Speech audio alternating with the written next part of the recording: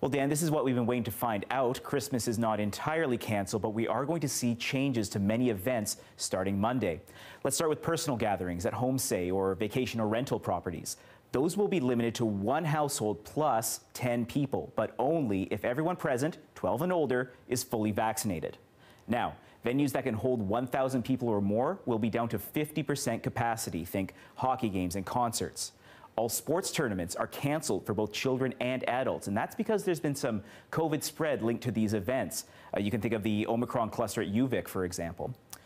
Organized New Year's Eve events are also canceled. Restaurants can stay open at full capacity, but guests have to stay at their tables, and all establishments will be required to enforce the BC vaccine card. Before, that was only for events of at least 50 people. These restrictions come into effect December 19th at midnight. That's Monday.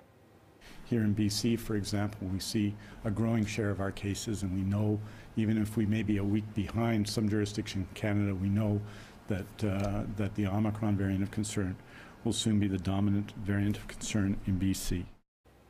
Liam, there are plenty of people asking why not even tighter restrictions like what other provinces have. What about that? Well, Dr. Henry says she believes the new measures will help stop the spread of Omicron. And she says a major spike in cases is driven largely by younger people who are becoming infected at parties and other social events. She says bars and restaurants can stay open when they follow strict guidelines. The vaccine card first and foremost, but also keeping guests at tables and not mixing with other groups, as well as wearing a mask in crowded spaces.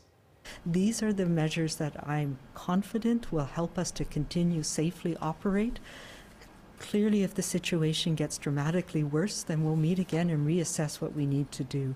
But I believe that if we all dig in and stay small and continue to take these measures, they've got us through before, they'll get us through again. It's also important to note that today's announcement did not include any updates on the province's booster shot program or about making rapid tests more widely available, but we're told an update is coming. Dan? Liam Britton, thanks very much.